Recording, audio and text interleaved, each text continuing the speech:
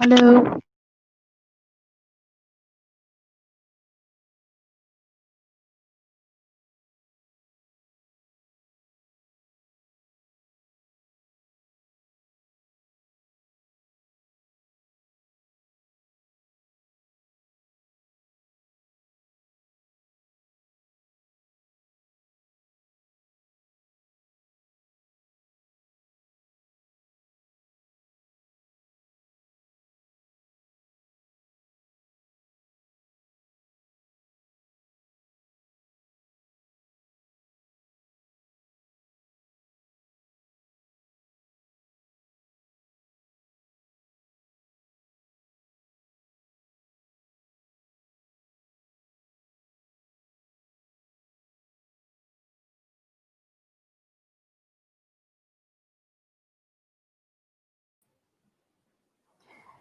Good morning.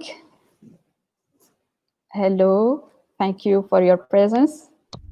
Hi, Tobias. So my name is Lilia Ramzan.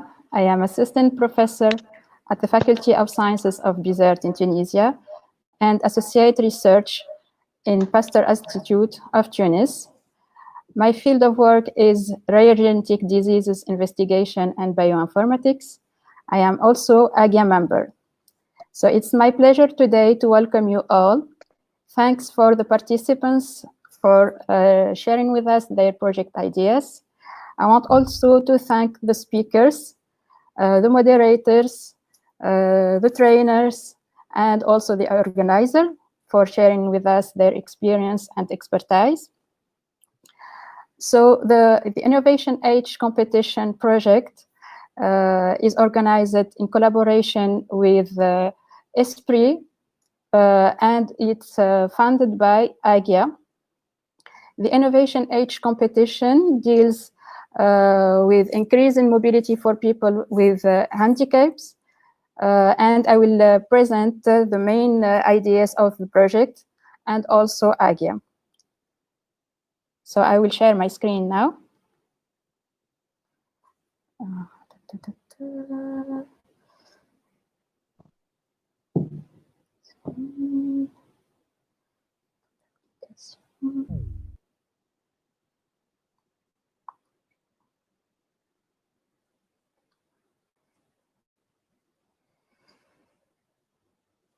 So the Innovation Age competition deals with the design of a mobile patient lift for travel, which will be wings of freedom for people on wheels. Mobility is the ability to move or to be moved freely and easily. But when this mobility is lost for elder people, for example, or disabled people, something as simple as getting in and getting out from the bed, the bath or the toilet or the car requires the constant physical assistance of a person who will be a family member or a nurse or a caregiver. And this is not only dangerous for all the people involved, but also the privacy is compromised, leading to embarrassment and discomfort for the person in need of care. So mobile equipment have been designed and they exist on the market. Unfortunately, they are large, heavy, and can be used only in-house and cannot be used in narrow spaces and are not portable. So the disabled people here is deprived from getting out from the house and taking holidays. Such device consists of a simple base on caster with an equipment device of lifting and usually a sling, which allows the person disabled to be transferred from one position to another. Such equipment are also expensive and are not covered by the Social Security in Tunisia, and I guess this is the same situation in developing countries. So when we are disabled on wheelchair, accessing the bathroom and especially the toilet become a nightmare. And the ideal bathroom has to be wide enough to enter on the wheelchair and also to use the patient lift. Though accessibility norms exist, they are not respected everywhere, and this is a big problem for people on wheelchair who dreams to attend the seminar or meeting or diverse social event and also to take holidays. So here the professional, the social and the personal lives of disabled people are compromised. So the solution, which is the main objective of the Innovation Age competition, is to design a compact and portable patient lift device, which will be light enough, small enough, and compact and portable to be used in the home in narrow places, to lift a person into a car and out of the car, to be easily transported and foldable, and also to be made of low-cost innovative materials in order to be accessible for disabled people from low resources countries. So the Innovation Age competition project is held in two phases. The phase one, the first phase, is the online conference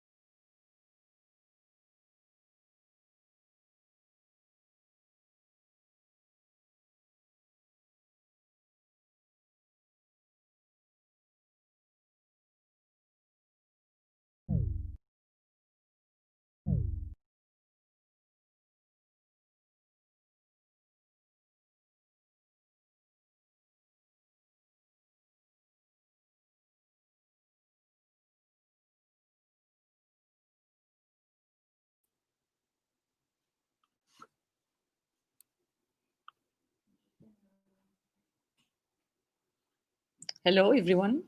Do you hear me? Yes.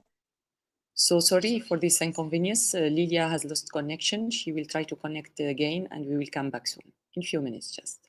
Thank you for your patience.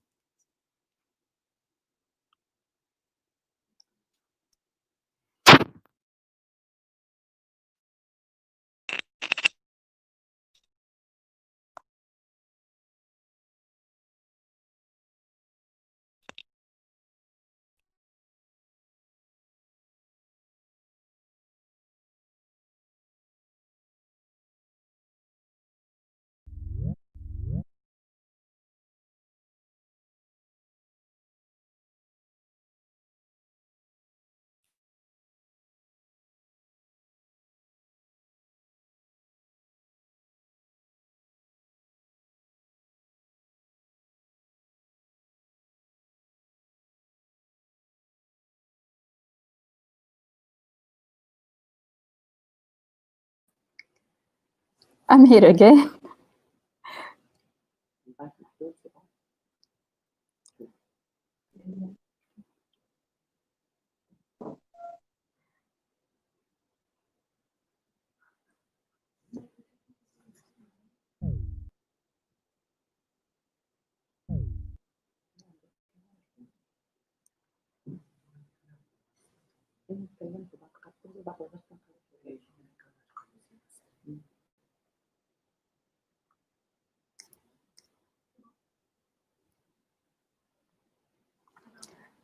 So the second phase of the project consists of the phase of prototyping and fabrication of the devices, so the best design, which will end by the distribution of prizes.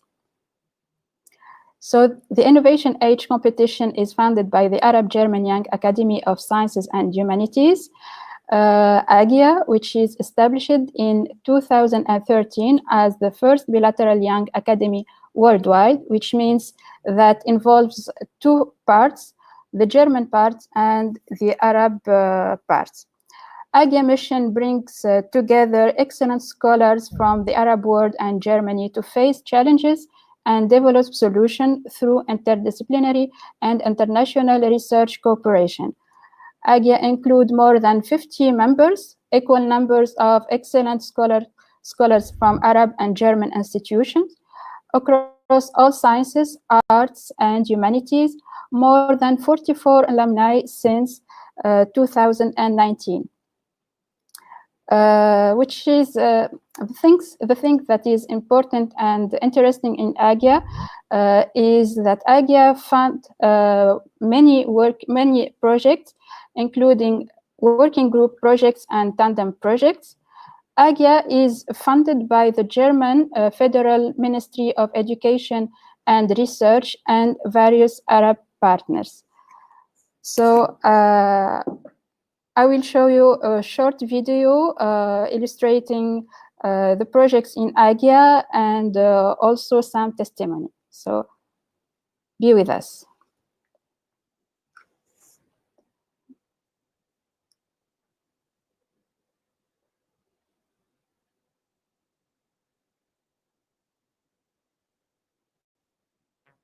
AGIA, the Arab-German Young Academy of Sciences and Humanities, is the first bilateral young academy worldwide.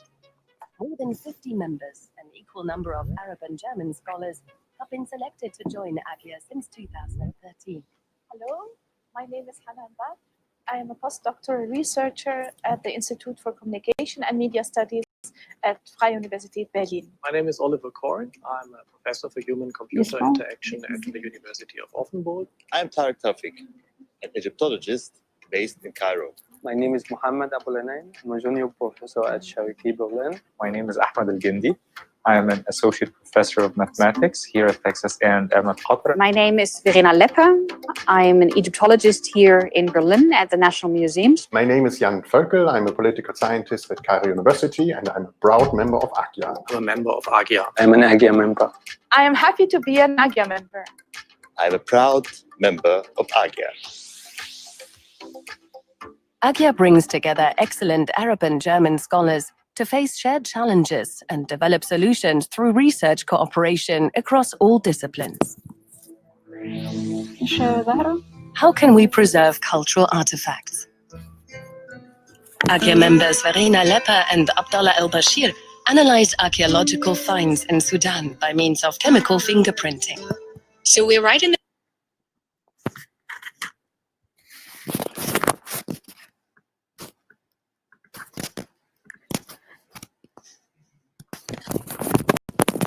Sorry, I forgot to share my screen.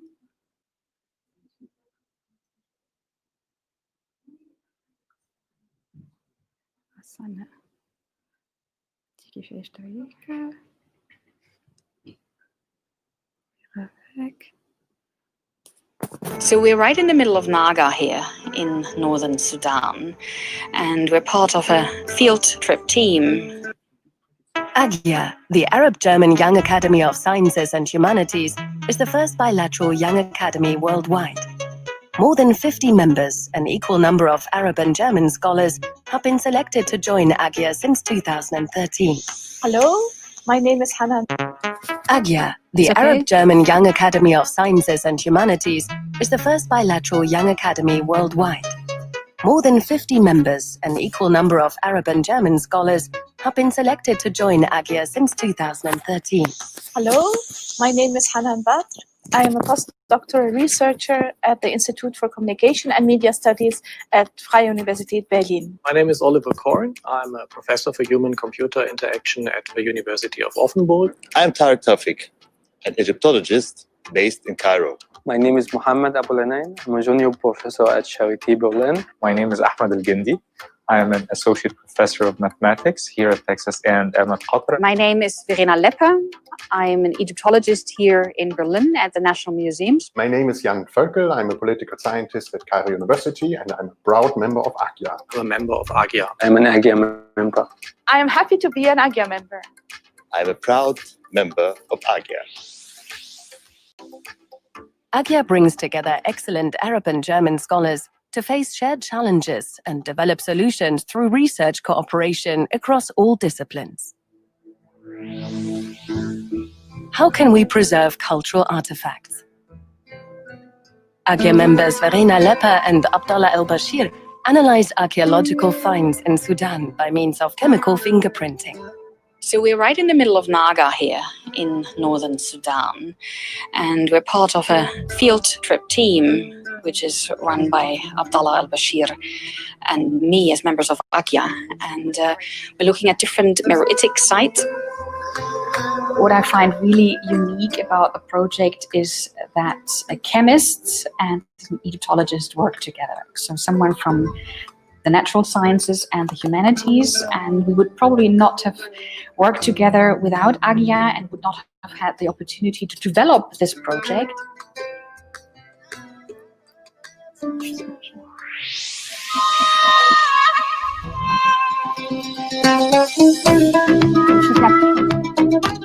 Social robots replacing humans in healthcare and domestic work.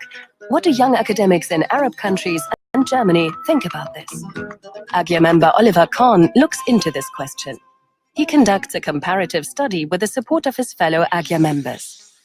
Social robots are robots which help us in different areas, for example, healthcare or as personal assistants. So I wanted to find out, how do the views and the acceptance of these social robots differ in various cultures? And of course, AGYA is the ideal platform for testing it out.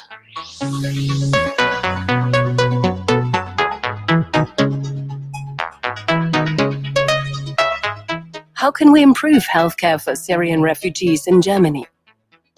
AGYA member Mohammed Al-Ainain prepares policy recommendations together with the AGYA Working Group on Health and Society. My project is a study on the perception of healthcare access for refugees in Germany.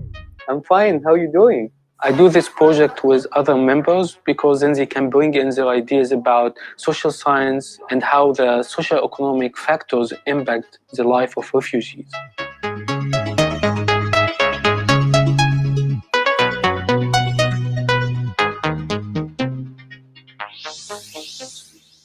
how can we attract high school students to mathematics? Agya member Ahmed El Gindi organizes math camps for young talents with German and Qatari trainers in Doha. High school students, they have many talents that they themselves may not recognize. And we need to try to give them the chance to find their strengths and develop them. The most rewarding thing is when you see the students eagerly working on a problem and having this focus in their eyes and in their brain, and you kind of see a bright future whenever you see them.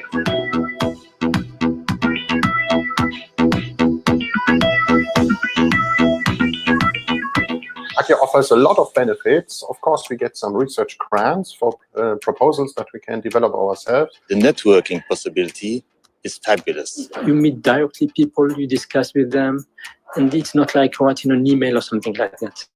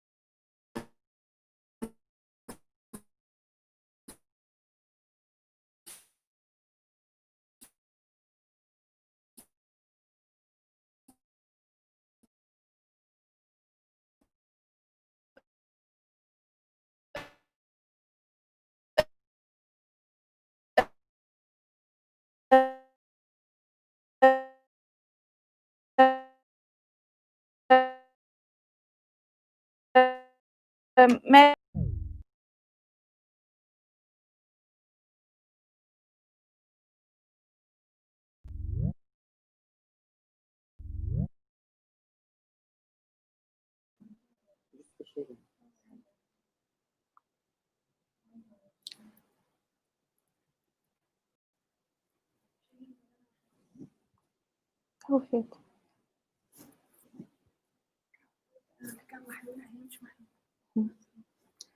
So I hope that you will enjoy our event, and thank you again for being with us.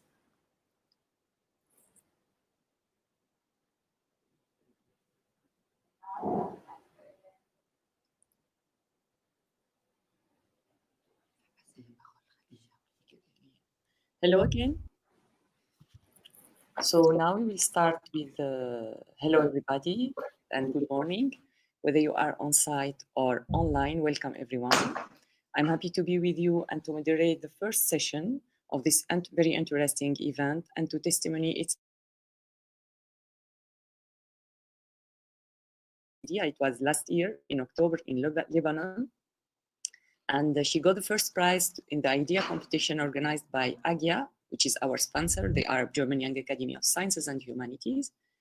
I'm also honored to be today next to Lilia, my colleague and friend, and I hope to be next to you all till the last day when we celebrate the winner of this innovation competition. Please, if you have any question, do not hesitate to stop the speaker and ask your question. You can also write your question in the chat zone and the presenter will answer you after his or her talk. So now, before presenting projects by the different candidates that applied, we will present conferences by eminent speakers. And it's my pleasure to welcome Mrs. Khadija, founder and CEO of Hawker. So Hawker is a startup building smart electric vehicles for people with reduced mobility. Mrs. Khadija has a large experience in internship, in team leadership, and in project management as well. She is particularly sensitive to the project idea because she is a disabled person who has always struggled to be independent and decided after completing her university studies to solve the mobility problem of disabled people.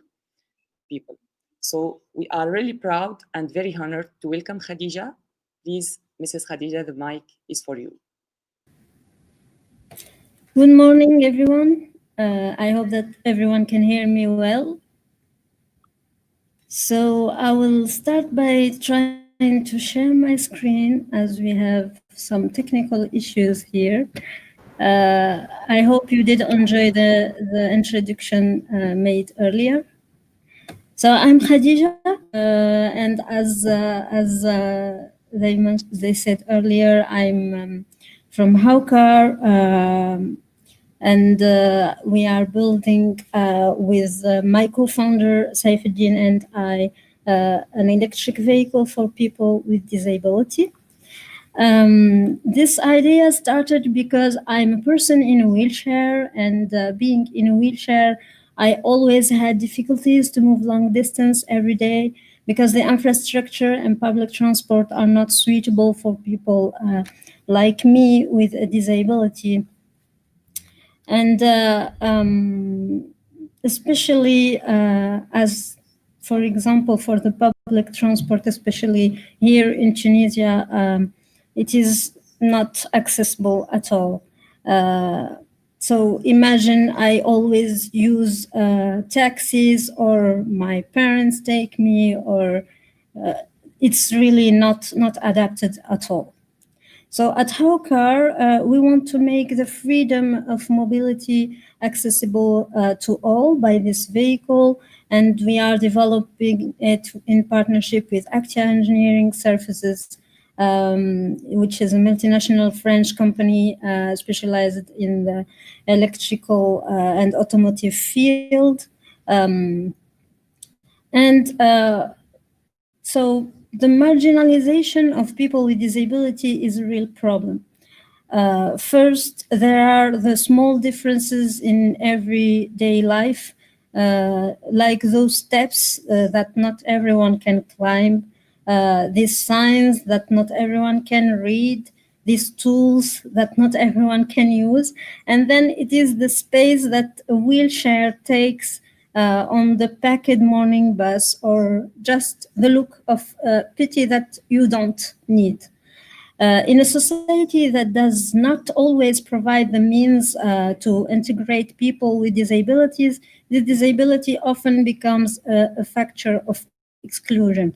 Lack of aloneness, lack of reception structures, lack of visibility, or fear of difference are all obstacles to integration. And yet this is not a marginal part of the population. So our objective at HOCAR is to include people with disability in society and allow them to have a normal social life like everyone else, and provide our vehicle to as many people with reduced mobility as possible in the world, starting with the region of Africa and the Middle East, where infrastructure and public transport are least suitable, and not only by Tunisia. So we carry out technological development oriented around innovative components like electric mobility, artificial intelligence for driving assistance for people with disability user, ergonomics, and technical solutions adapted to different types of disability. And we are also going to set up a digital platform to communicate on the concept, the provision of plans and implementation guides in open hardware, and support for international reproduction initiatives. So it's an action where technology and innovation gives meaning by serving disability. So let's talk a little bit about some numbers. Disability affects 650 million people worldwide, or even 1 billion people according to the World Disability Report of the World Health Organization and the World Bank. The prevalence of disability is estimated at 15% of the world's population. According to the World Health Organization, people with disability represent 13.5% of the total Tunisian population, about 7% of the Middle East and North Africa region, and 15% of the planet, of which 2.2% to 3.8% are people aged from 15 years old and more who have significant movement difficulties. And according to the World Bank, people with disabilities represent 1 billion people worldwide, about 7% in Tunisia, and about 10% of the population of Africa and the Middle East, of which about 3% in Tunisia are people with physical disabilities aged from 15 to 64 years old, and about 4.2% in Africa and the Middle East, and that represent more than 231,000 people in Tunisia only, 12.2 million people in the Middle East, and 26.4 million in Africa. Imagine how huge it is, right? Also, according to the 2016 annual report on the global economics of disability, the global disability market comprises an estimation of 1.27 billion consumers, almost nearly 1 in 5 people worldwide. If we add the friends and family close enough to have an emotional attachment to the consumers, related needs of persons with disability, we will have further 2.3 billion consumers.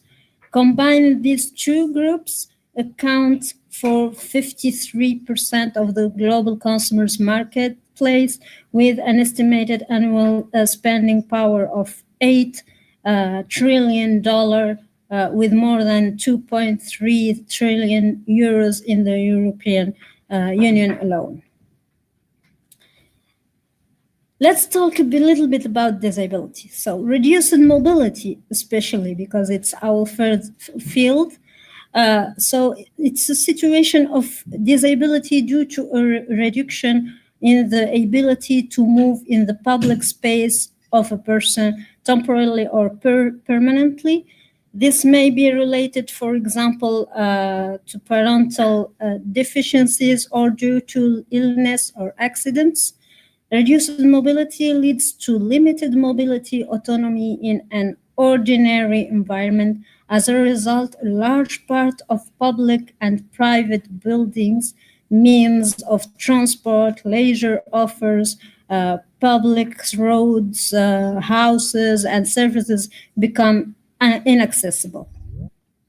However, a person with a disability in an accessible layout is a valid person, in my opinion at least, as well as a person who is disabled in a non-accessible layout is a disabled person.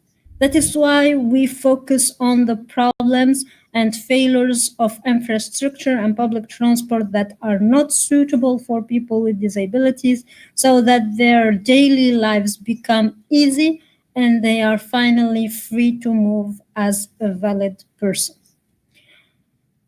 If you have any question, feel free to put it in the chat. I will answer later. So let's talk a little bit about innovation and technology for disability. Now, innovation can come to serve the handicap. Most common everyday technology can prove to be a real gain in autonomy for people with disabilities. For example, your smartphone for people with visual impairments. Microsoft has developed Seeing AI. This application audibly describes its environment to the user as seen by the phone's camera. Also, for example, the famous British physics and cosmologist Stephen Hawking, I think everyone knows about him, uses extraordinary software to communicate and continue his research, designed for him by an American firm.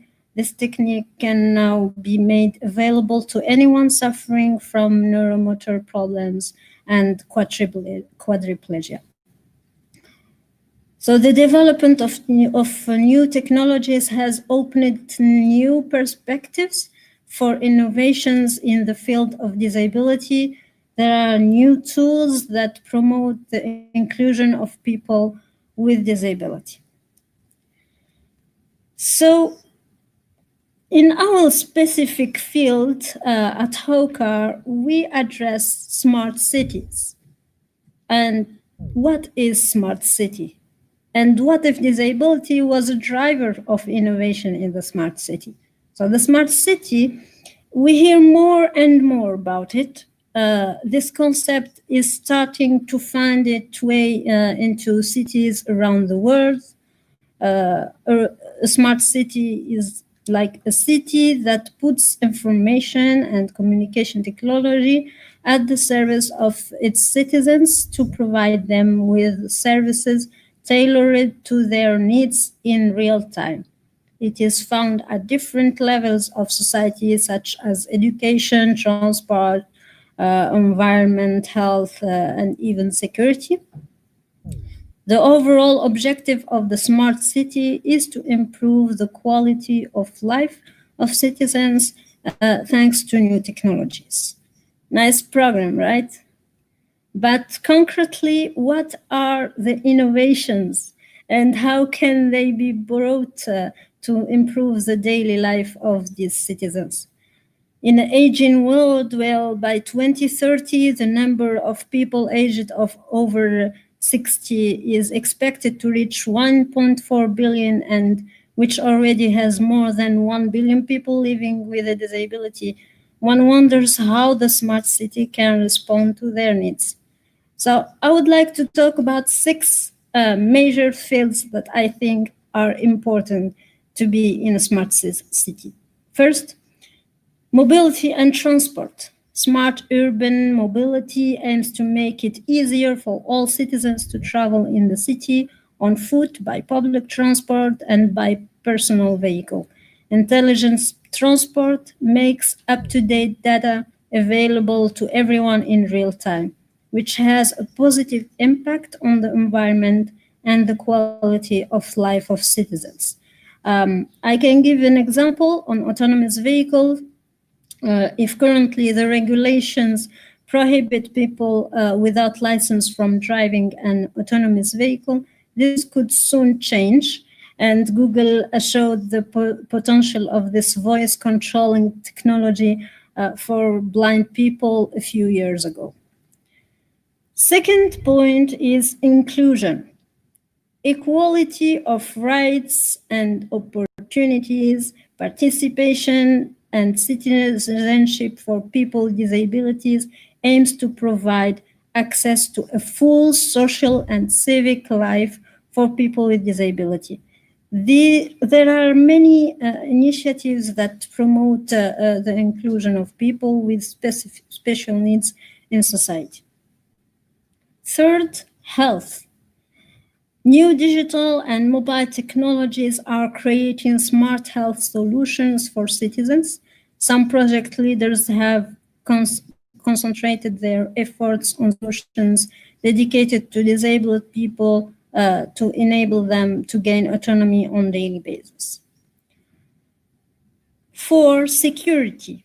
Safety is a major issue in discussions aimed to improving the quality of life in the city, like the safety of people with disabilities, which is put to the test on a daily basis.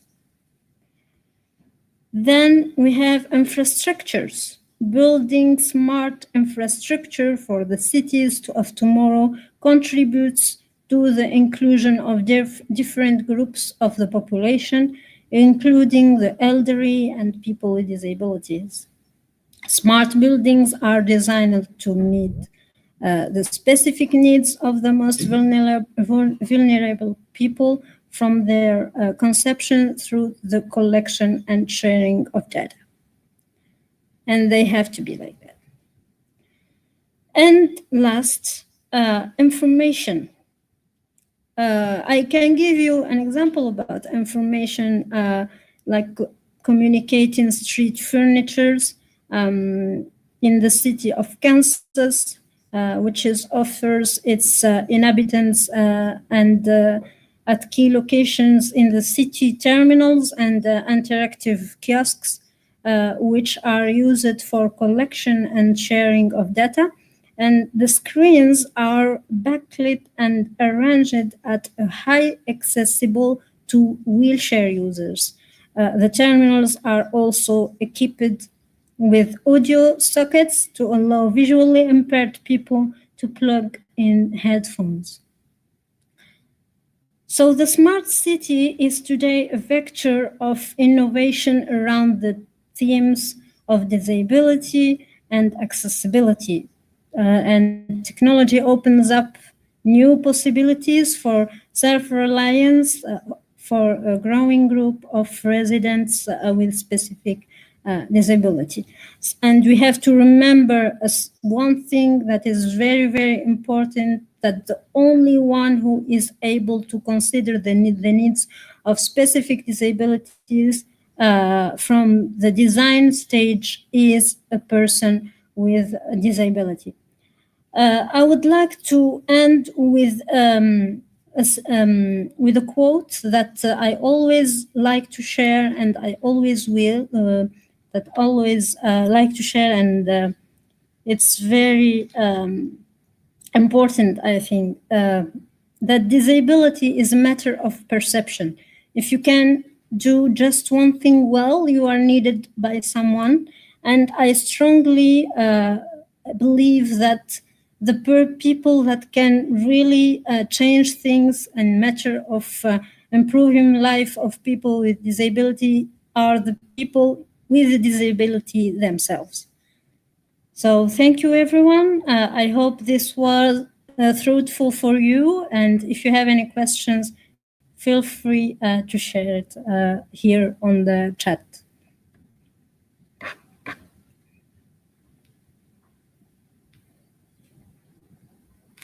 Thank you, Khadija. Thank you very much, Khadija, for your nice speech and for sharing with us your experience at Hawker. You have well introduced the problem, and you have gone through important points, I think, from the frequency of disability in Tunisia and worldwide to the burden for the society in terms of expenses, and you have presented some solution offered by Hawker. I also really share with you your thought. A disabled person is not is really a valid person. Is not the other case. And the best example, I think, that illustrates this is your presence and Lilia presence. So I don't want to take the mic for a long time, and I invite the audience to ask their questions or to write them in the chat zone if they want. But it's better to unmute your phone and speak it loudly.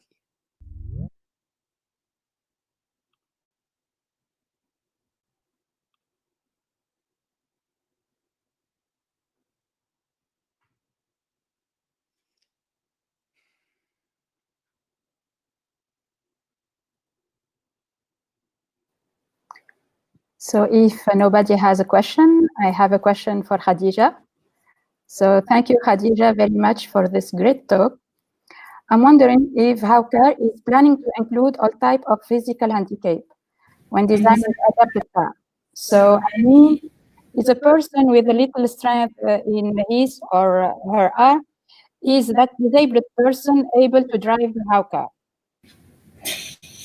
Yes, well, the answer is yes and no. So yes, we are planning to make the vehicle adapted to different physical disabilities, but we are starting with a particular type of disability, as it is a bit hard, as the technology doesn't exist yet for people with different disabilities. We are starting with some categories of disabilities, physical disabilities. But at the end, we are planning that our vehicle is semi-autonomous, so it has to be adapted to different physical disabilities. That's it. So thank you very much. I dream to drive a car, so I hope that one day I will drive your car. Oh, you will. Inshallah.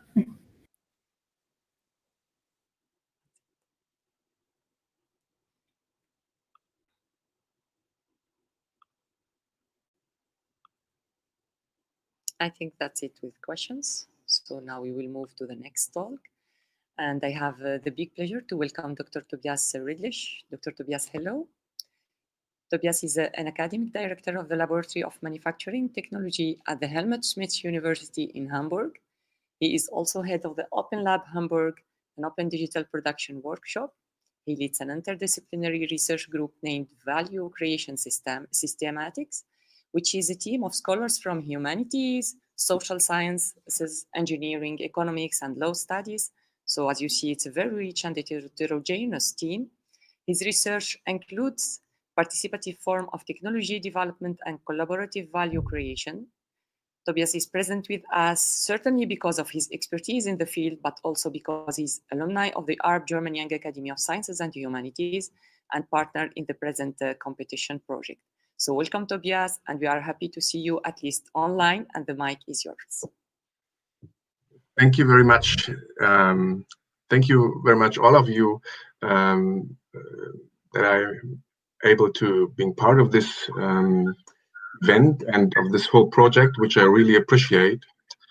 Today I'm here with my colleague, Babashir Daniel, who's also, I'm sharing this presentation with him, and we want to inform you and give you some insights in our work, which is really connected to this specific event you're conducting now, which is somehow an innovation competition involving a lot of people developing technology in a way that we call participative development. So this is a new form of innovation as we see it, and we observe several projects like this and have some experience, and therefore we also think have some good ideas how to promote this kind of innovation. And that's why I'm talking now about this topic, maker culture, because I think most of the people involved in your project and the Innovation Age competition are somehow makers that support you with this project, helping finding new innovative ideas and then also implementing them by manufacturing them. This is possible because we are all interconnected via the web. Like we have this event today online. That's also a new way. I mean, not new, but the way how people interact in innovative processes, and that's why I want to talk about the maker culture and some other aspects that we see are very important for being innovative and bring physical goods like, for example, portable patient lift devices and others to life. Therefore, we see the maker culture as one important thing, but I will share my screen now, and I hope it will work properly. You can see it now, right? Makers Culture, a roadmap to sustainable development. This is the topic. And I want to talk about what is the maker movement and what other aspects are important in our opinion, to pave the road to a sustainable development of technical or physical systems, like the one which is in the focus of your project. And let me start with this. What is the makers movement? As I said, I think many of the participants in your project are makers. Well, a maker movement describes that many people might be involved in not only innovation, but also the manufacturing of physical goods, because we have the opportunities of digital manufacturing.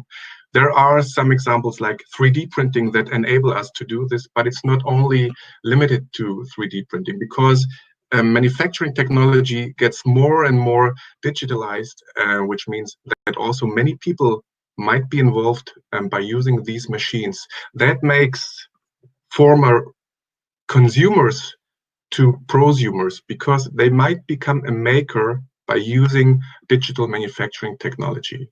This is because we have these tools like 3D printing, but also because of the openness and accessibility of the infrastructure, with which becomes obvious if we look at Fab Labs or Open Labs, as I was introduced as being head of the Open Lab in Hamburg, which is an open manufacturing space where everyone can come and use our machines. And there's also not only the infrastructure, which is getting more and more accessible to develop the community of makers, but there are also processes like value co-creation processes, or just the term co-creation, which enables us to being part of another industrial revolution where we all might be part of innovative and production processes. So what are the potentials of the maker movement? We might have a local development and production. That's what you just do with your specific project here. You involve the worldwide community, but also the local community of developers, and then might be also able to manufacture what you have innovated in the next step. So there's a potential for customizing products and for manufacturing these products at the place of the need. Yeah, there's a high potential for empowerment of the people to being part of the value creation, to develop technological skills. And we also see that new social structures develop. So that we are here now within this project and involving a community of people innovating in such a nice product like a patient lift device. This is something which would not take place 20 years ago, right? So this is because we have these new structures I'm talking about. And this is also about sharing, not sharing ideas only, but sharing what all of this, what we need to develop a new product. And there's another term I want to talk about, which is open source hardware. I'm not aware if you are trying to develop this device as open source hardware, but there might be a few arguments that might convince you that you should do so. So what is open source hardware? Open source hardware is a term that comes from the term open source, and open source software is known to everyone. It means that the documentation and the design, the code of the product we are talking about is freely available to everyone, and everyone can use it to develop it further, can modify it, adapt it, and share it. So we involve a high number of people, a large community within this development, and that's helping us to getting a very good solution to the product. And we now think to transform this concept of open source to the hardware domain.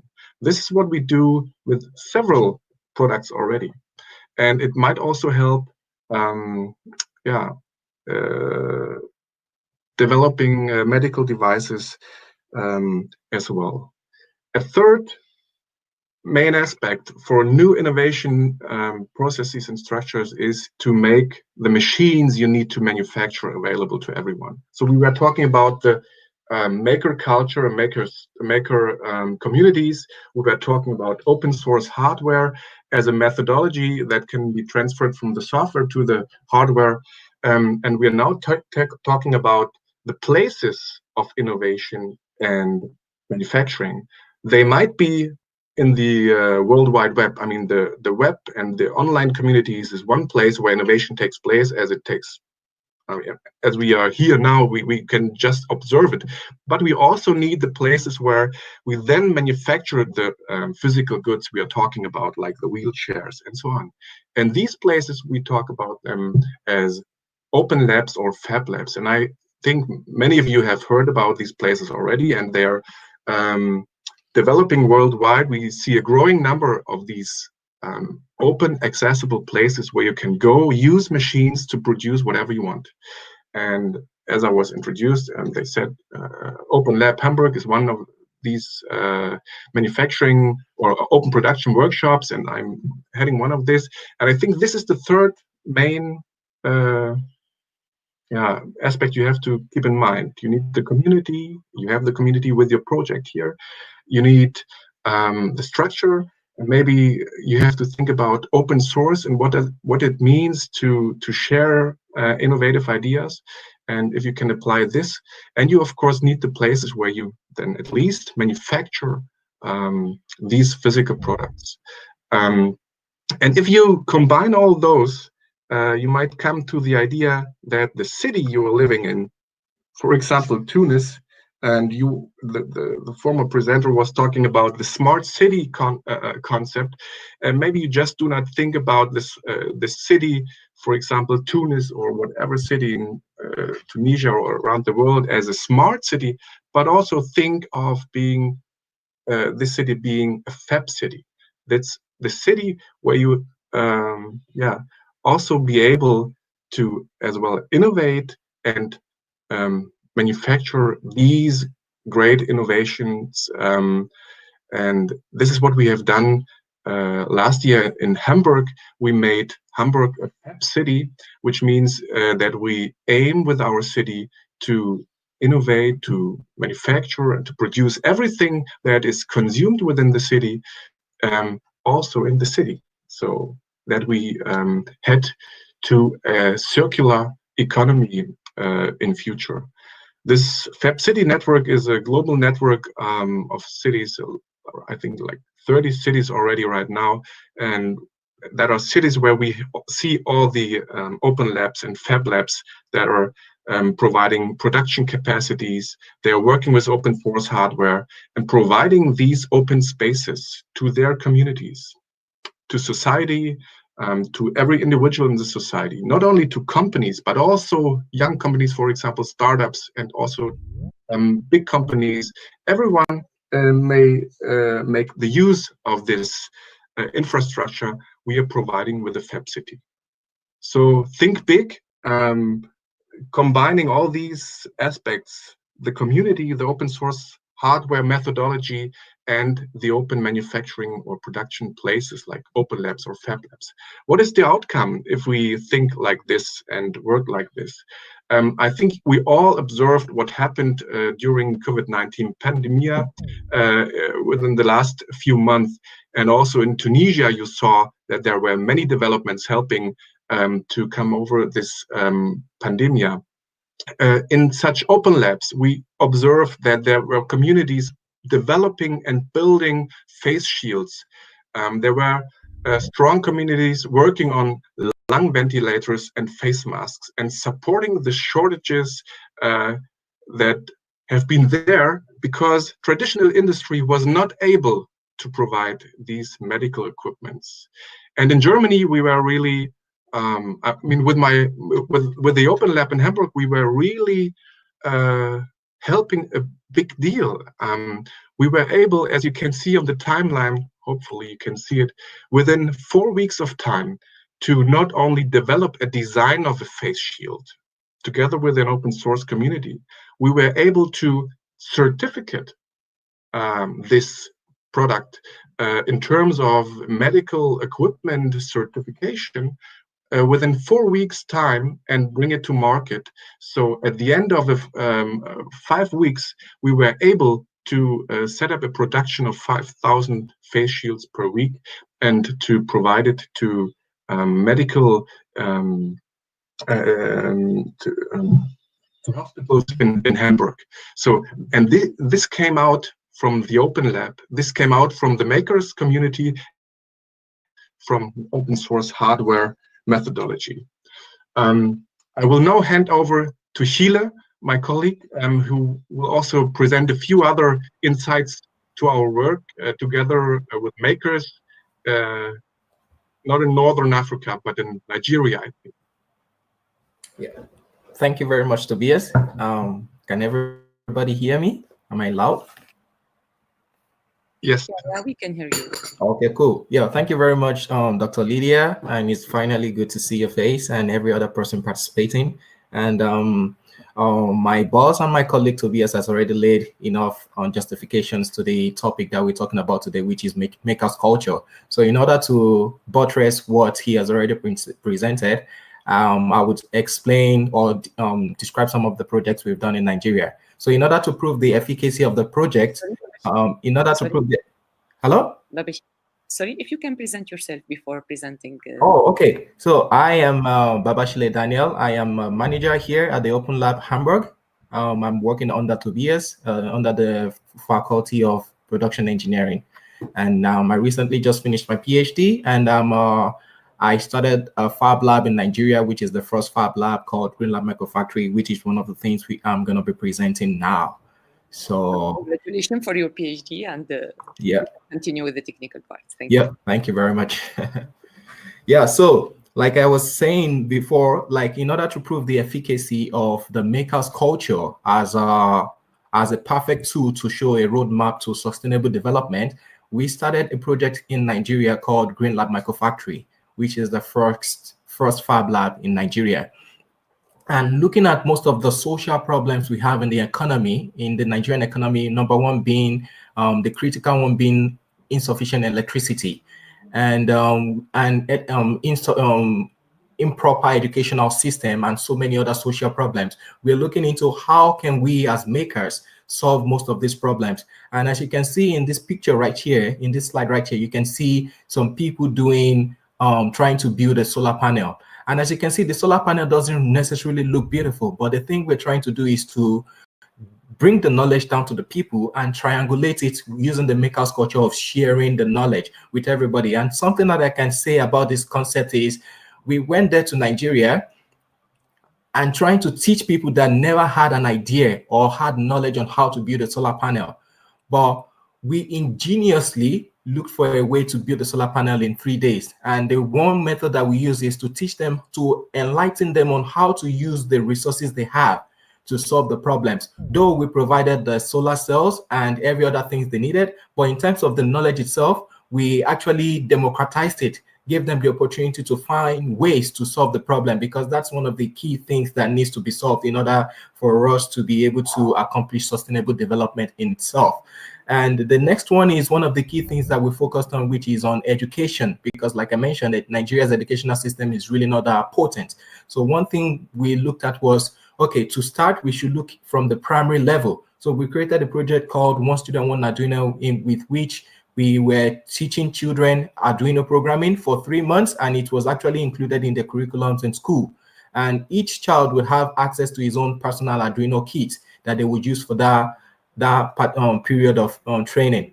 And the next slide is the one called the TIC-STEM, which is also based on education as well. And the TIC-STEM is basically to teach people about Fab Lab concept, because the project in Nigeria, we did not have access to the technologies that we need to be able to show the people properly. Even if we have access to the technologies, there are so many infrastructural problems, like you need electricity to run a 3D printer, and which electricity is really not that frequent in Nigeria. So with this, we created a toolbox that has like a 3D pen, 2 3D pens, some electronics, its own solar panel to generate electricity, and a laptop to be able to teach people. So with this, we've been going to different schools, teaching them about science, technology, and engineering, and bringing them to the awareness of the concept of Fab Labs and maker spaces.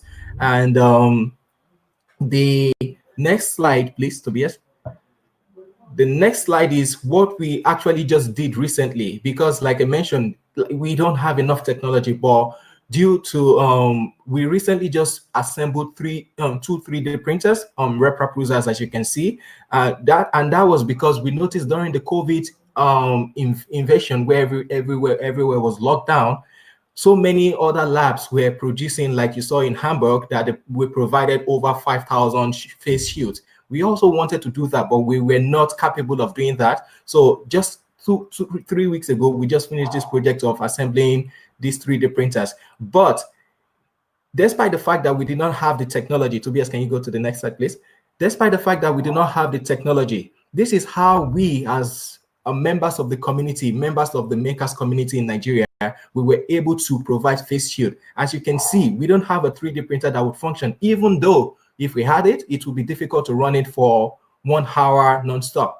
So what we did was to look for something frugal, use clothes and other Velcro, which is something that you know on the sneakers, that is like flip flops. So we use that to create like a face shield, and with this we actually showed people how to make their own face shield, irrespective of the fact that they don't have access to technology. So in a nutshell, what's Tobias, the next slide, in a nutshell, what we as the makers are trying to do is to encourage people, to let them know that lack of resources is not an excuse for lack of resourcefulness, which is one of the reasons why we are here in this meeting, in this conference. And the reason for that is you can start small. It's very important for us, especially as African makers, to start small. But the thing is, don't think small. You have to dream big and grow bigger. And another thing is the power of collaboration, which is something that is very evident in the makers culture. You must understand that collaboration is currency. You must be willing to interact with others so that you can know what others are doing and how you can benefit and how you can also better serve others and your community. And another thing, the last point is what I call the 10% give back policy. And because I know most people are looking into, okay, let me go further my career or further my studies outside of the African shores. But one thing is the brain drainage is also part of the problem, but through the makers culture, we can solve that. And by the 10% give back policy, I mean, whatever you've learned outside of the African shores, invest 10% of it back into the community in Africa or wherever you are from. And that would be because from my ideology, 10% of what you've learned outside of Africa would be able to fill in the gap from what they would miss. So in a nutshell, it's very good to contribute to the makers culture. Let's share, let's collaborate with everybody and use what you have right now to solve a particular social problem. And that is that is the end of my presentation. Thank you.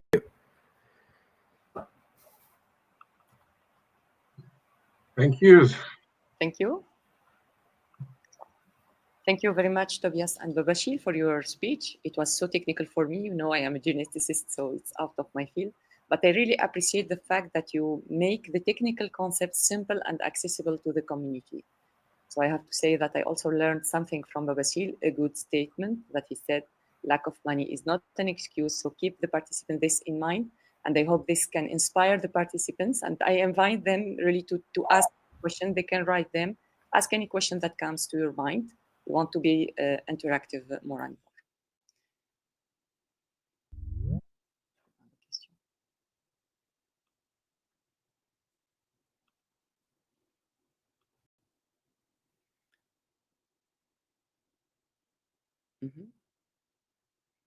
I don't see any question in the chat zone.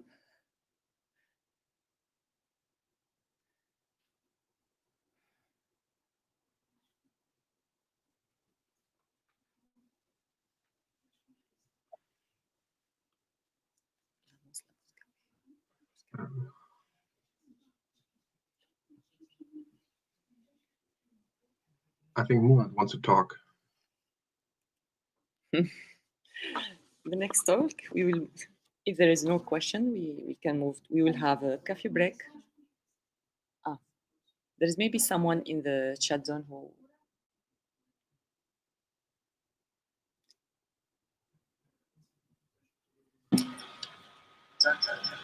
Yes.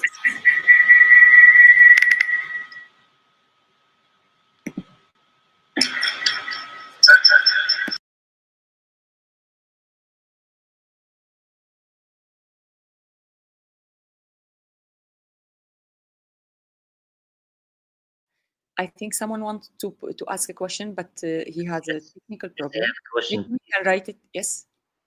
Hello, my name is Murad Millati.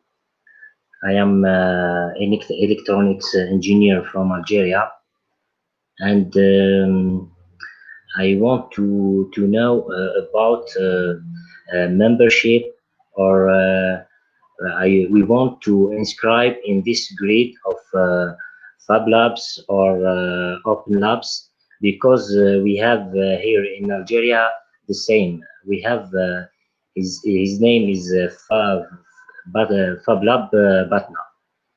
Is it possible to inscribe in your grid? Thank you. Tobias, you can reply to his question, please. I don't actually know what you mean with inscribing, but I mean becoming a Fab Lab, meaning providing the access to digital manufacturing tools and so on. Becoming a member of this community of Fab Labs, I think, is quite easy once you have these machines available and make them available for others. But what is your question? Is specifically, I didn't get it.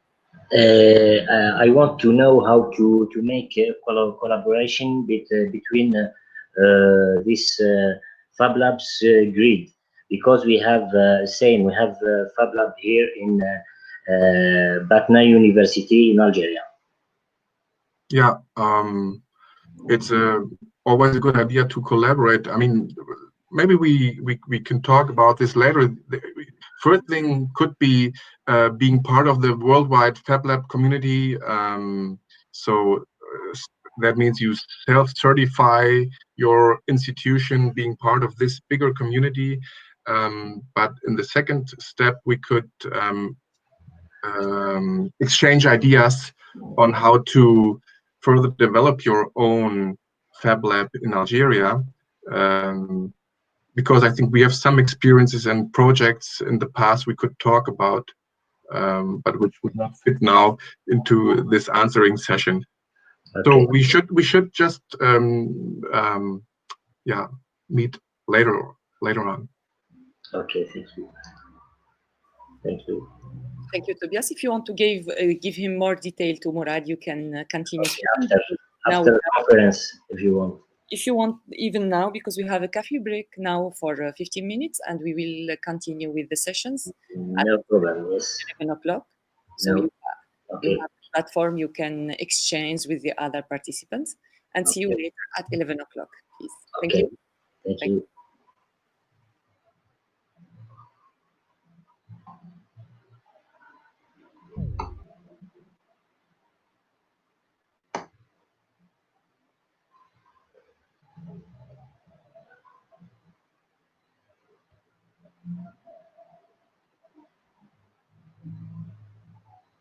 Hello again. And so we stay in this channel, right? About the membership, I give you, if you want, I give you my email, and I hope it's interesting to make a collaboration between all Fab Labs of the world. Yeah. I give you email, my email if you want. Yes. We exchange the emails if you want. Yeah. Do you already have a online presence of the Fab Lab in Algeria? Do you have? We have one Fab Lab, yes, in Algeria. And you are working with this Fab Lab already, or? Yes, we have different projects like CNC project, like robotics arms, and like medical project, and we have a lot of many projects in different kind of project. And are you? So you are connected to such a Fab Lab? Is it the Smart Fab Lab, or what is the name of the Fab Lab? Fab Lab Batna. It's a new one, new Fab Lab. Yes. Okay. If you want, I show you after our projects after the conference, if you want.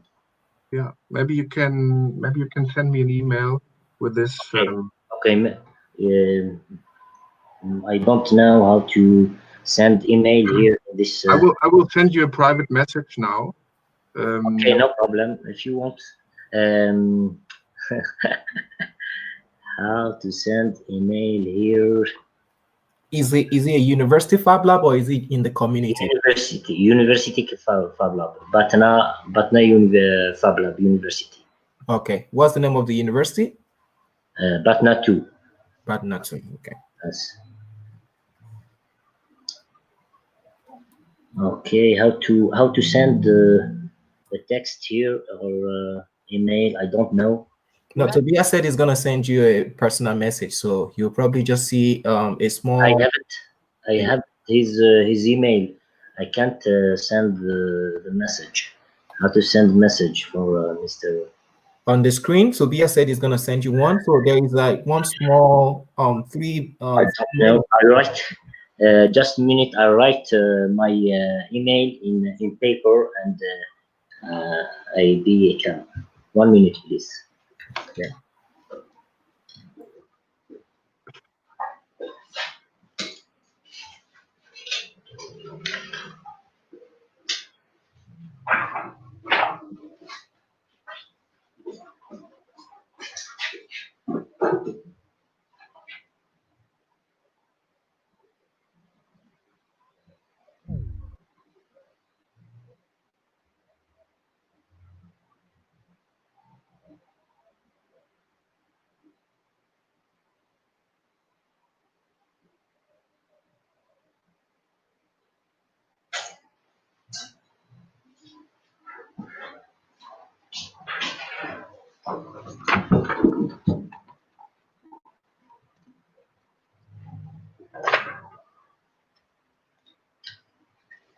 Hello.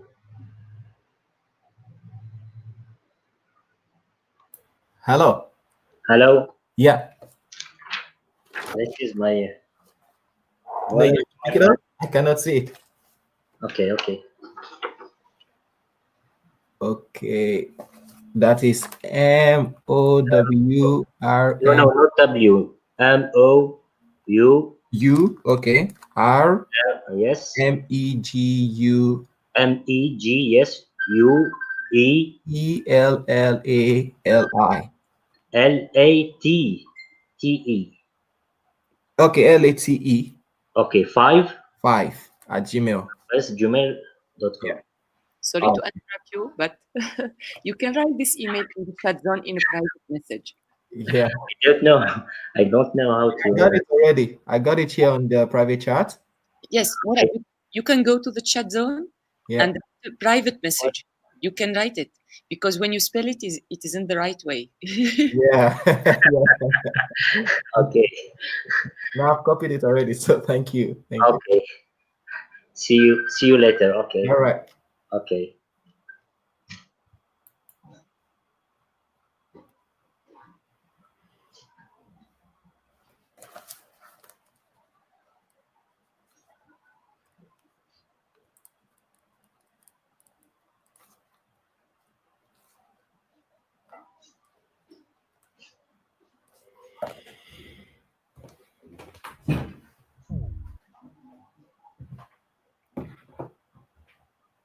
Hello. Hello.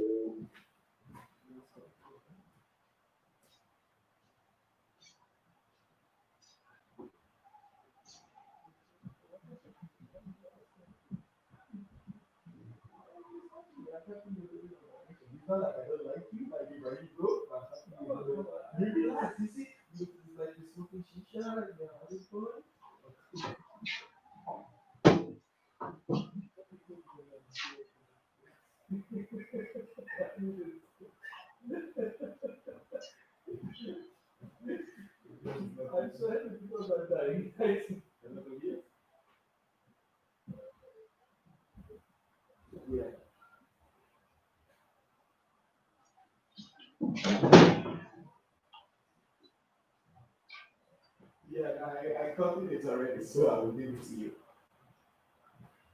Yeah. Okay, well, I'm at the university anyway, so yeah.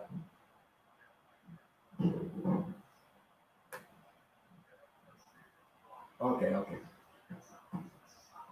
Okay, okay, no problem.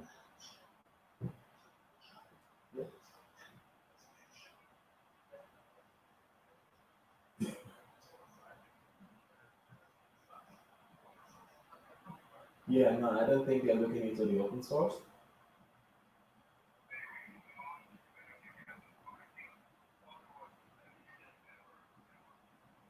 Mm.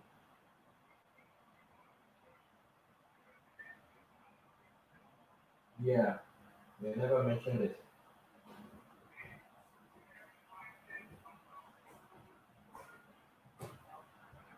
Mm-hmm.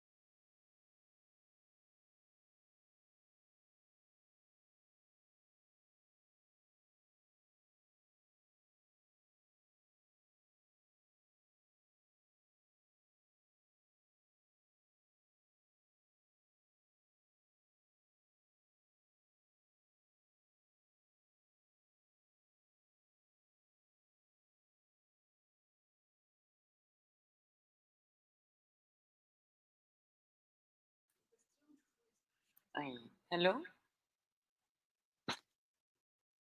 Monsieur Monsef. Monsieur Monsef? Mr. Monsef. Please, do you hear me?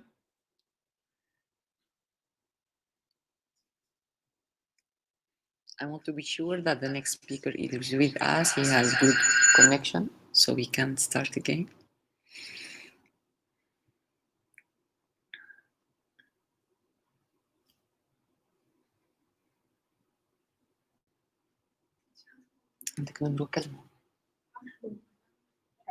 Monsef. Calme-moi. Ay, merde, calme-moi.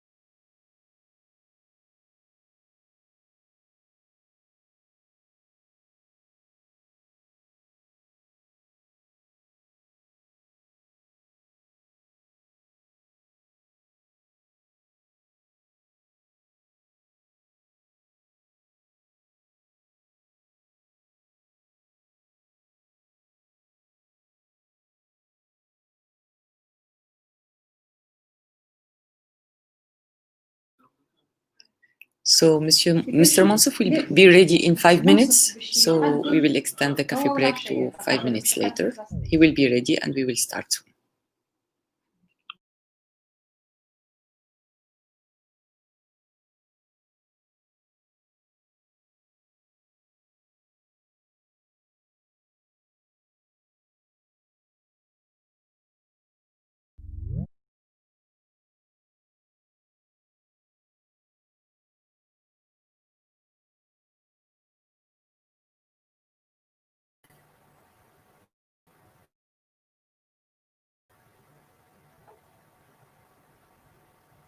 Hi. Hello, monsieur. Hello, Mr. Monsef.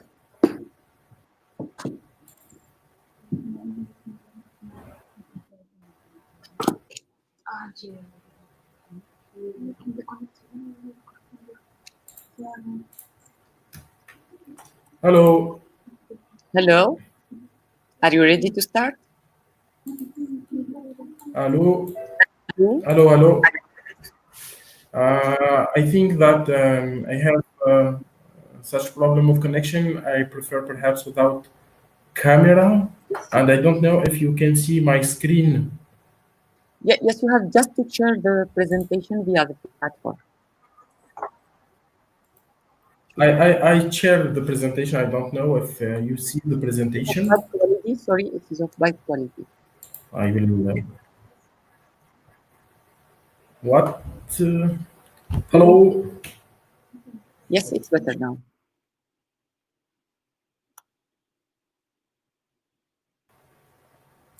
Yes.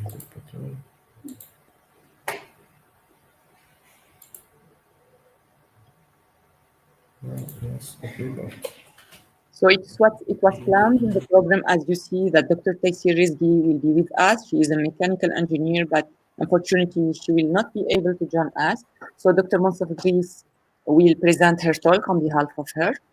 So it's my pleasure to present you Dr. Ghis. He is an associate professor at the National Engineering School of SUS. He is also a member of the Mechanical Research Laboratory of SUS also. He holds a PhD in mechanical engineering in the field of biomechanics from Aix-Marseille University. He also obtained a Master in Intelligent and Communicating Systems awarded after 2 successful years of bilateral collaboration between his university in Sousse and the University of Liège in Belgium. Dr. Ghis has coordinated several national and international projects. He is member of the RMEI network. He is involved in the Target H20 famous project. He was also a laureate of the Call of Projects from Mediterranean Climate House related to COP 2020. Dr. Ghis held several teaching positions in ENISO involving robotics, mechatronics, dynamic vibrations, and numerical simulations. He has been involved in volunteering activities within and outside his university, and since February 2019, he is a member of the Project Management Office of the University of Sousse. So welcome, Dr. Ghis. We are happy and proud to see you with us, at least online, and please take the mic. The mic is yours. Thank you.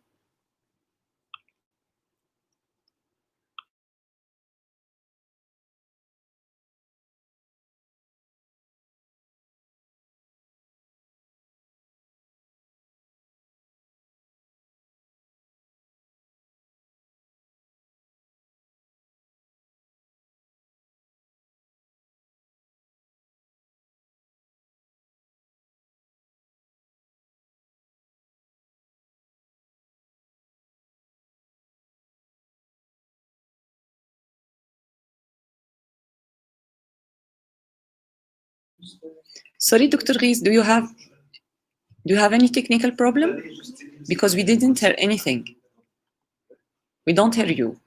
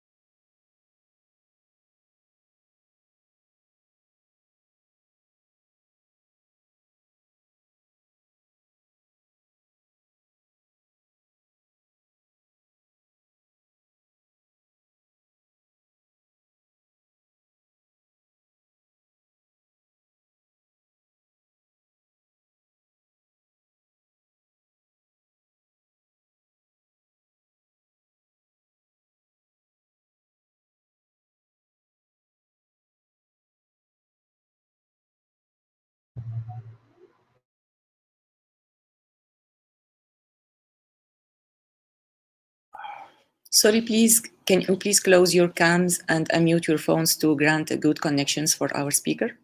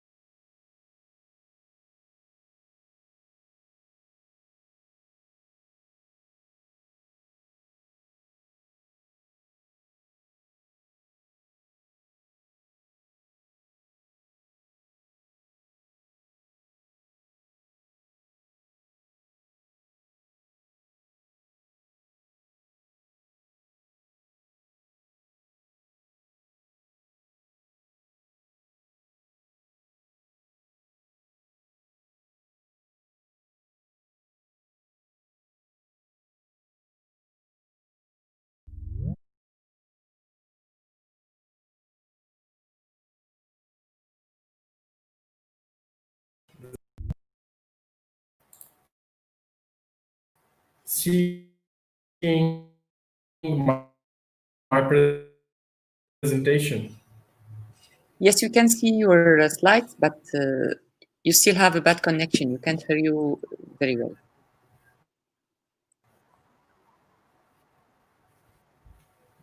Okay, I will try, even if it is a bad connection, I will try perhaps to, I think to begin the presentation and yeah. Okay. So, hello, Guy from National Engineering School of Sousse. I am an associate professor in mechanical engineering. So today I will present you how bioengineering improves disabled people's lives. This presentation is prepared by my colleague Taysir Rizgi, but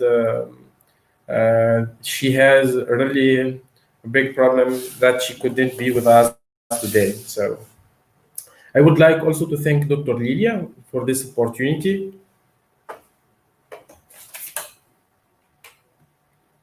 So the presentation will begin. Do you hear me? Hello? Yes, yes. Hello, hello? Okay. So as we said first, so disabled individuals is something very important for us as engineers, and several research work are focused on this.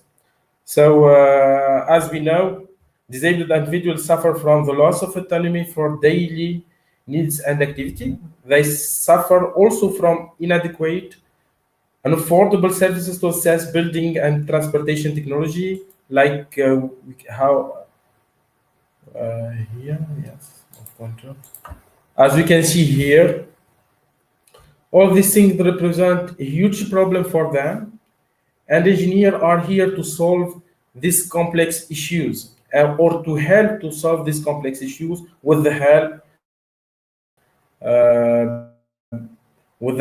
of medical staff, of life of disabled individuals, and make their life easier by designing accessible environments and devices to help people. This is the big challenge, to design an accessible environment for them.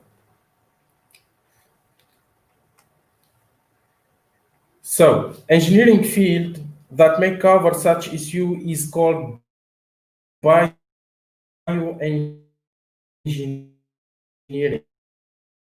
touching rehabilitation engineering, etc.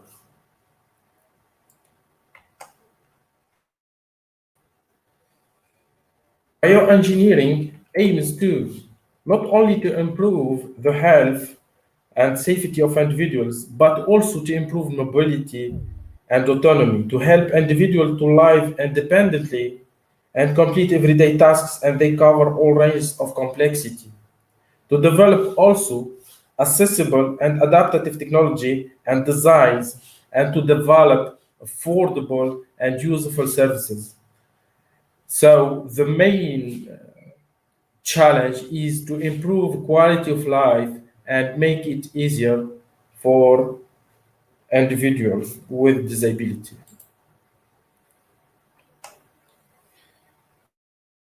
In this presentation, we will focus in some example for technology used for medical diagnosis, motion performances, rehabilitation, and finally, we'll finish by assistive technologies that may be useful to disabled peoples. Bioengineer aims and try to develop medical aids, such prostheses to replace amputated limbs. Such features become also more technological and with more natural appearances, as we can see here in this feature. And here we have the video, I don't know. So here we can say how to try to model the motion of a person with disability. We have a lot of sensors and camera, and to try to design a suitable devices. So bioengineering also developed several solutions and procedures to evaluate motion impairment and medical cares, as you can see here. Here, an example of motion capture video of cerebral palsy child and sensor that gives us information about the motion kinematics and muscle performance and gait abnormalities.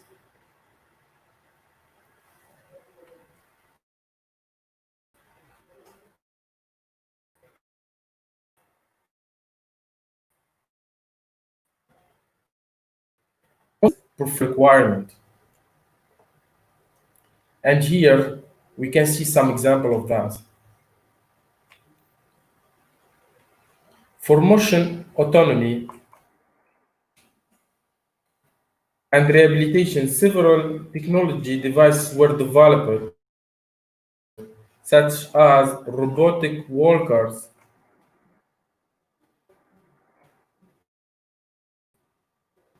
and more recently, exoskeleton has been developed as an alternative to the wheelchair to help people with disability. Now we will focus on assistive technology. So to define what is assistive technology and what represent, in fact, assistive technology represents all services designed to increase, maintain, and improve functional capability of individuals with disability.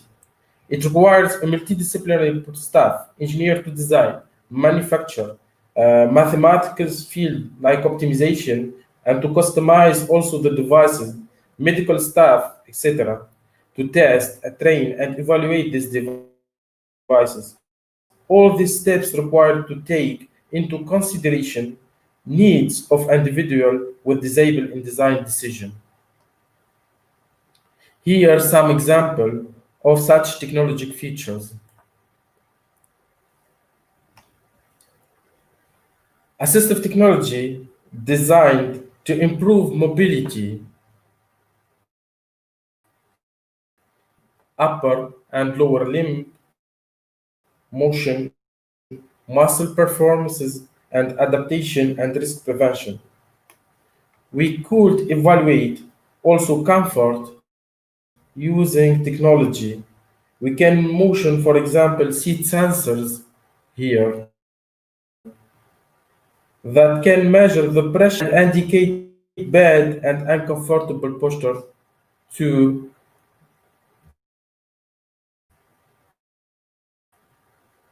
today, thanks to technological advancement like Internet of Things, artificial intelligence, mechatronics, this measurement can be transmitted by smartphone and connected watches to medical staff to inform them about the situation. We can also talk about rehabilitation and rehabilitation at home. With assistive technology, we can have a program presented on TV or smartphone. Even reports can be delivered to therapists and medical staff. Assistive technology group tracking devices and games like Nintendo Wii, Microsoft Kinect, and Sensor that can help patients to perform required rehabilitation programs at home. For example, we can see here an accessible kitchen. Here is not accessible, but here we have an accessible kitchen in which user can modify the height of the countertop to become more accessible without risks. Adaptive environment design is also a big challenge for researchers now. So to finish, as conclusion, to improve the quality of life of individuals with disability, we much consider evolutive needs of people with disability in design decision, to develop accessible and useful products, service, and environments, to develop also reasonable and accommodation. This universal needs require affordable and universal designs and services for equity, which represent the future of innovation. Thank you.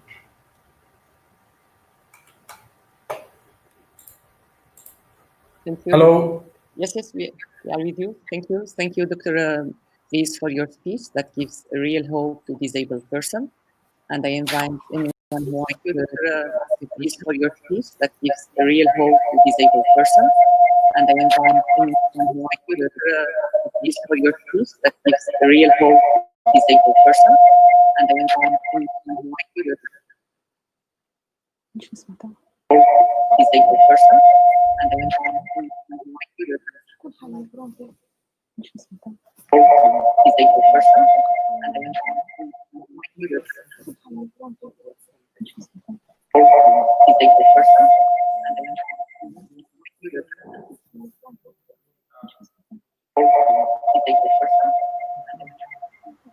We have echo, I think. Perhaps the two people are connected with the...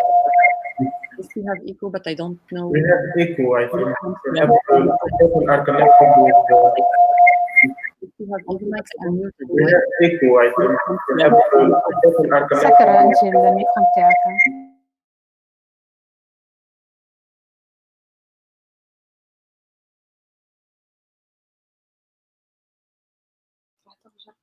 I think now it's okay. Yes. Do you hear me? I think now. Yes. Thank you very Okay. much for your speech. Do you hear me? I welcome you. I think. Yes. Thank you very Okay. much for your speech. Do you hear me? I welcome you. I think. Yes. Thank you very Okay. much for your speech. Do you hear me? I welcome you. I think. Yes. Thank you very Okay. much for your speech. Do you hear me? I welcome you. I think. Yes. Thank you very Okay. much, I don't know if you for can your hear me. speech. Do you hear Hello? me? I welcome you. I think. Yes. Thank you very much, Okay. I don't know if you for can your hear me. speech. Do you hear Hello? me? I welcome you. I think. Yes. Thank you very much, Okay. I cannot for hear your me. speech. Do you hear Hello? me? I welcome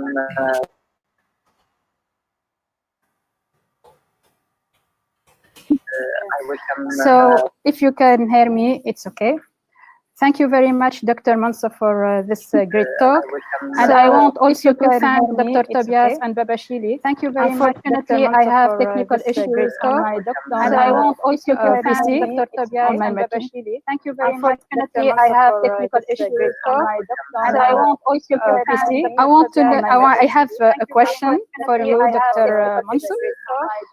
So I want to know what is the present and the future of bioengineering in Tunisia. I want to know is there any labs or industry in Tunisia or in the Middle East that offer such innovative medical devices and strategies in Tunisia that aims to improve the quality of life of disabled people? Devices and strategies in Tunisia that aims to improve the quality of life of disabled people. Devices and strategies in Tunisia that aims to improve.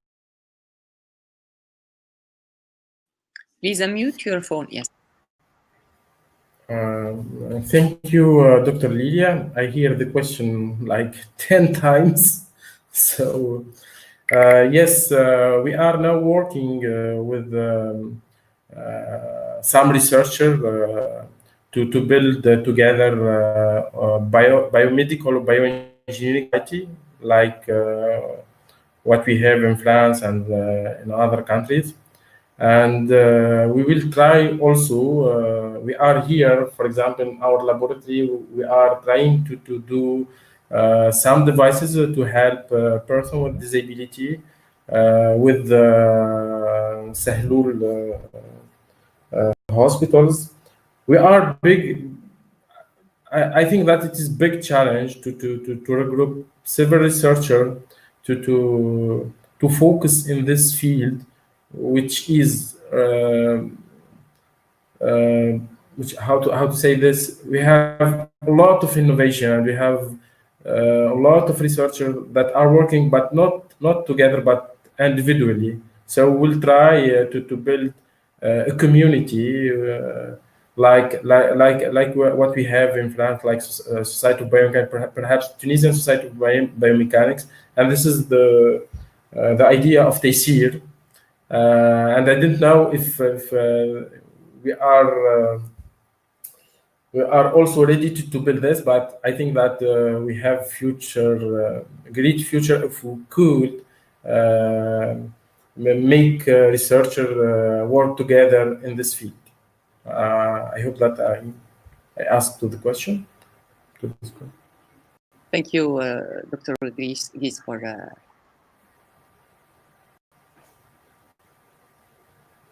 collaboration and the lack of interdisciplinary work. We are all facing, whatever the disciplinary is, we are all facing this problem, and we try to build a big consortia to overcome those issues. So thank you again, and we will move to the next talk. Okay, so we will move to the next Thank talk. you. And I am sorry for the technical... my friend, let's say this, because I am really happy to see next to me here on site my colleague and one of the best trainees we had in the lab where I actually work with Raouf Ben Issa. It's my pleasure to present you today, Raouf. Raouf is a consultant in innovation and business development for almost 7 years, having had experience of different levels of structures in biotechnology and IT.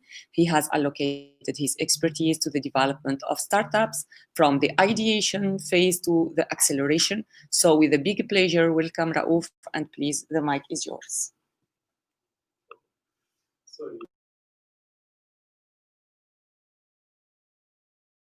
Okay, so we will wait Raouf till he share with us his presentation, and we will start soon.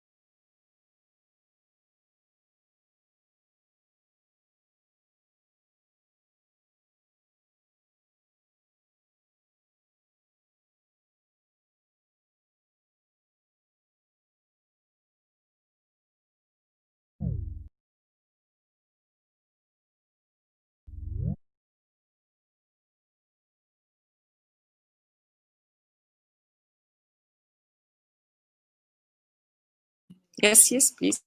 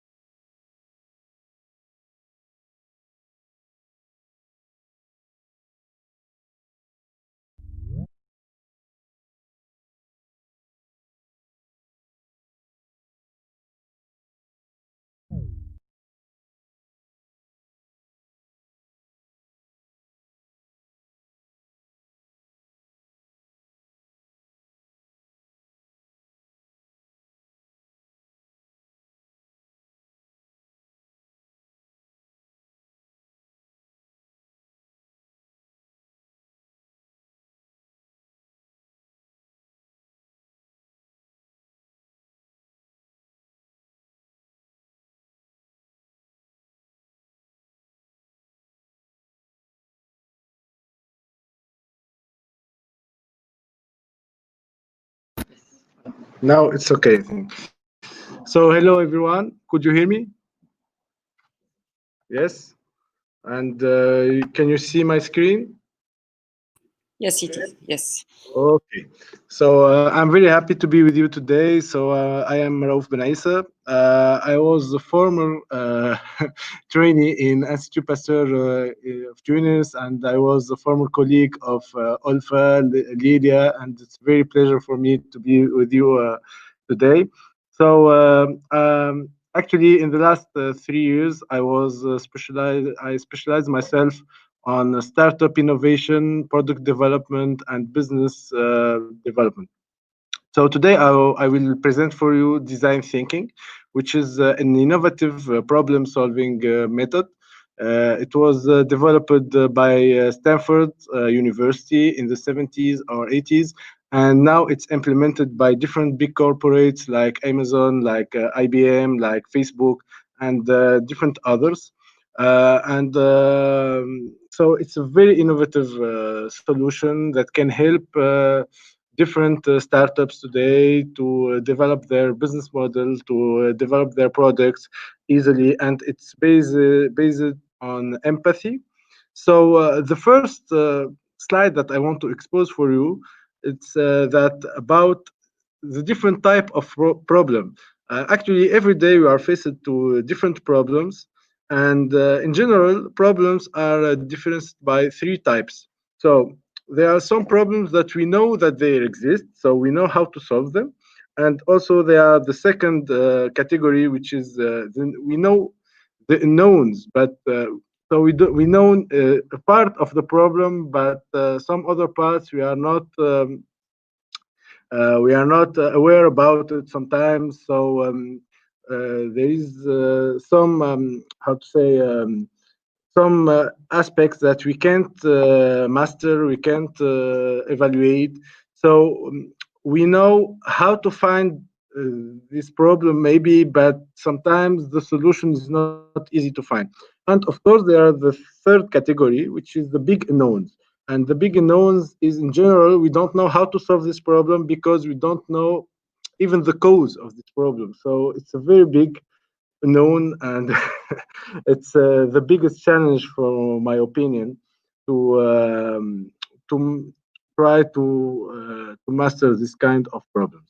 So in general, the known knowns are, for example, when you are a flight pilot, you can, for example, with your airline, with your aircraft, be in bad weather during the flight, and sometimes so we know how to do exactly which kind of activity, which kind of mindset that we need to have to find the proper solution for that. And in general, it's based on procedures that we establish on the beginning, and we have training, etc. So the knows in general is, for example, my smartphone crashed, and I don't know, I know how the method to find the problem, but so we need to test, to search, to sort after that the different possibilities, and after, in the final step, we solve the problem by finding the proper solution. And of course, the required mindset on this kind of problem, it's analytical thinking. So we will analyze, and after that, we will find the proper solution.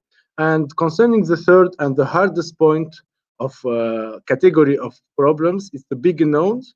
So, for example, for marketing responsible in the companies in general, they want to understand how customers can be more attractive by their product. So what they will do in general, they will try to do an immersion in the market to find some insights to help them to find the proper solution to be more engagement. And this kind of problem required mindset, which is called the design thinking. So we will think how to improve our design, for example, how to improve our service, or how to improve our I don't know, packaging, values of the product, something like that. to improve our attractiveness to the attractiveness of the product concerning this kind of market. So not all type of problems are best suited for a design thinking approach. So for example, the known knowns or the known unknowns doesn't need really design thinking, but the big unknowns in general, it's important to use design thinking approach. So for that, how to use design thinking? In general, I don't know if our audience is composed by some IT engineers or IT specialists, but in general, when we do an information system or an information product or solution, we use Agile, we use Scrum, we use some project management methodologies. But before that, design thinking can be a good approach to help you to find some I don't know, we can call that, but blind spots. So the blind spots is the points that maybe we are not aware about it, and we don't realize that it can be the cause root to our problem.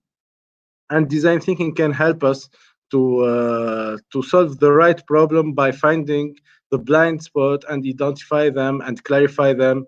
So after that, doing the right thing.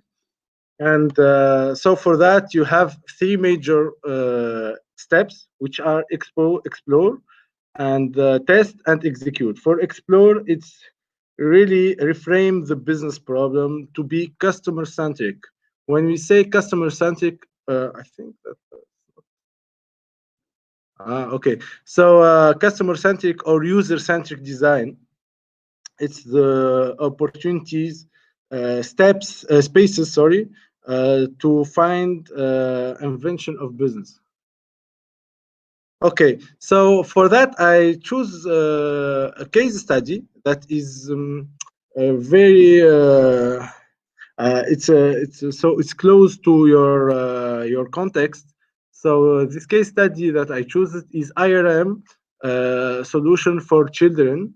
So I think that there is it's okay. Okay. So it's children IRM. So on the beginning, it was, I think, in Denmark that this case study was made, or in Belgium. So in Belgium, some medical staff, they realize that children are very they live a very bad experience when they take the IRM. And as you know, IRM is based on you shouldn't move when you enter on the scanner. And so for that, children, it's not easy for for them to keep immobile, I think. So they don't move. So medical staff, they try to find some solution. So they put for them, for example, ear buds to because it's very noisy apparel, and sometimes it's hard.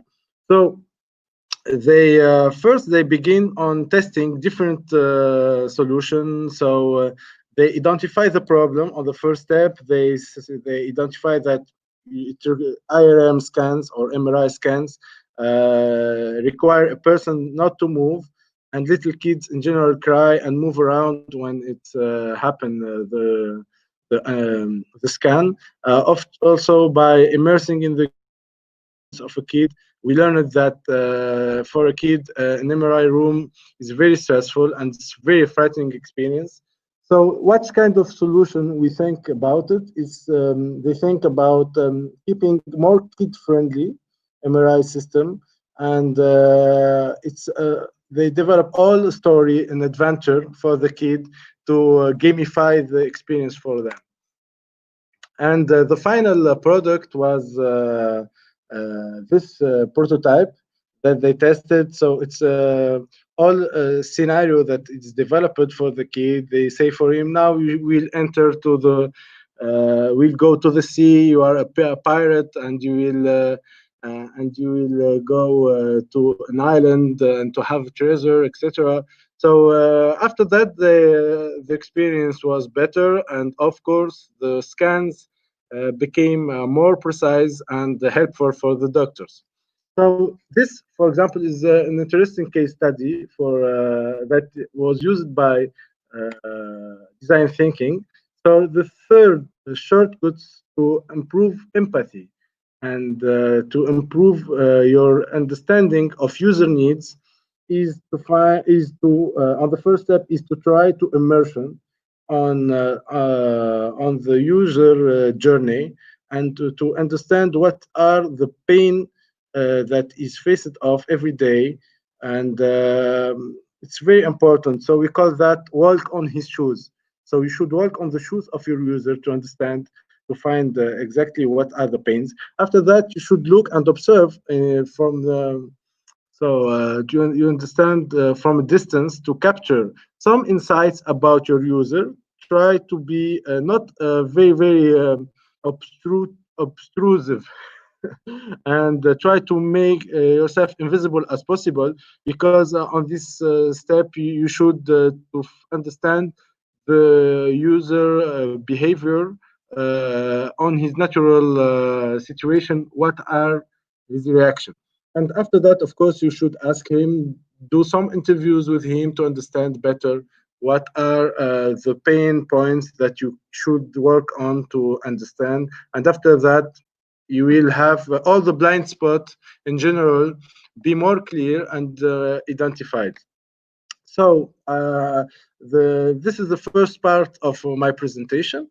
Einstein said, if I had 1 hour to solve a problem, I would spend 55 minutes thinking about the problem and just 5 minutes thinking about solution. So just think about it, because in general, the solution is in finding exactly what are the problem and identify the problem is the major part of the solution in general. So I will move to the second step very quickly. I know that we have very little time, but design thinking process, to be more concrete, is based on 5 major steps, which are empathize. It's basically the first part that I presented for you.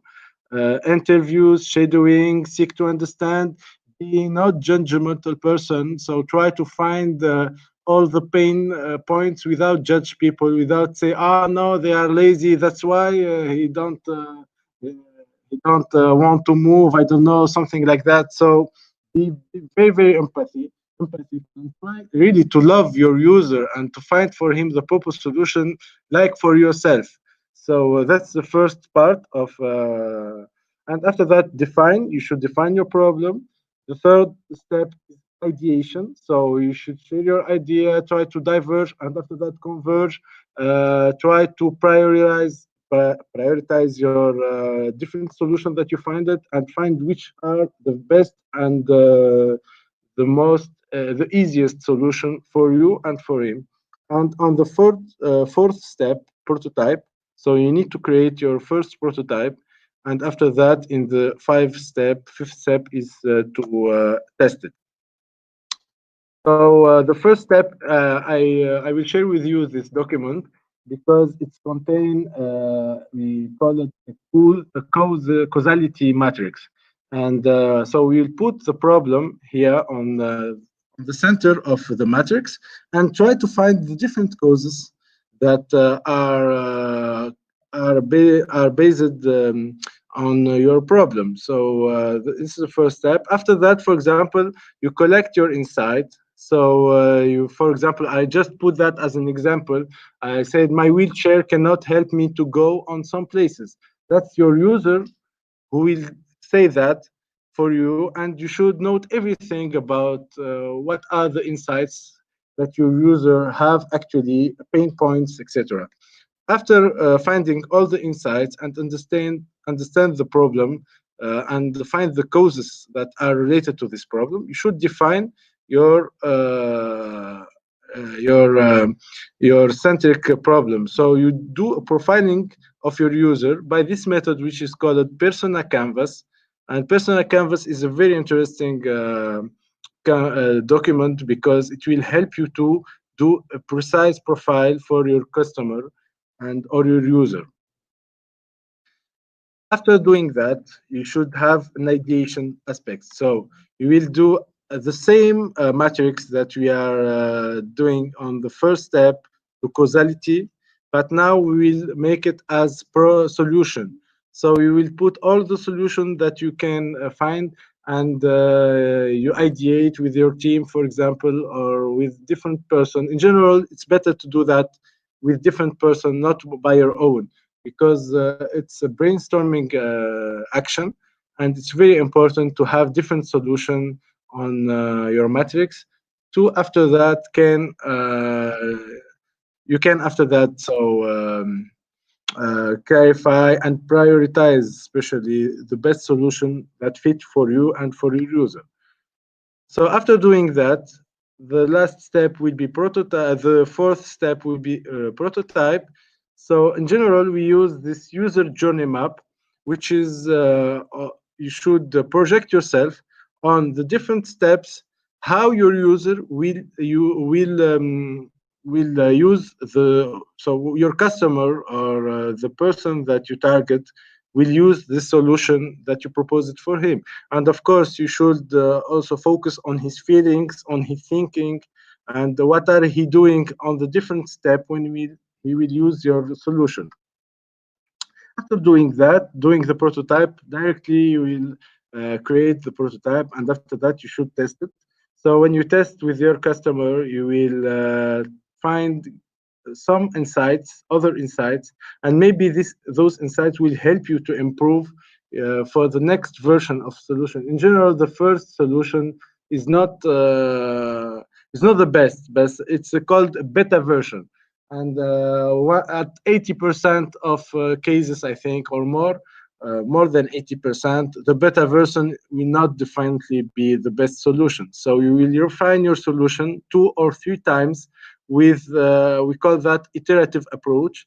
So we will come back another time to empathize again, to define again, to ideate, to improve your product. And after that, you will have the best solution that will be adapted to your customer. And I think that it's the key secret in design thinking. You should test, and after that, going back on the first step and doing the same exercise.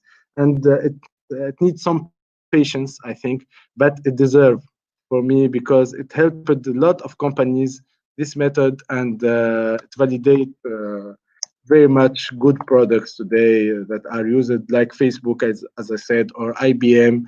They use that. It's not by accident that actually they use this kind of approach.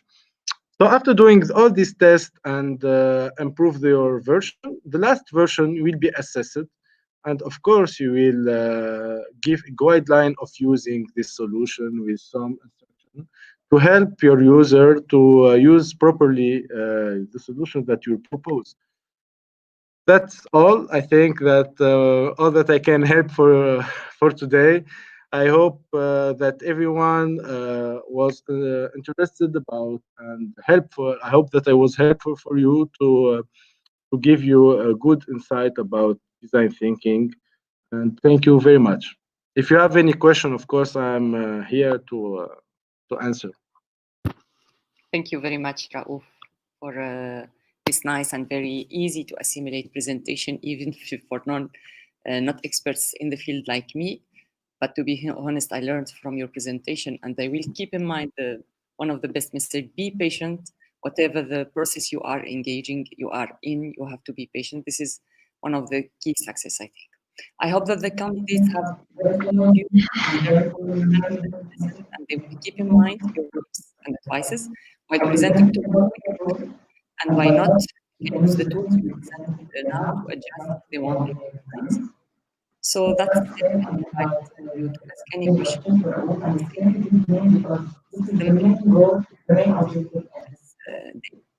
So thank you also.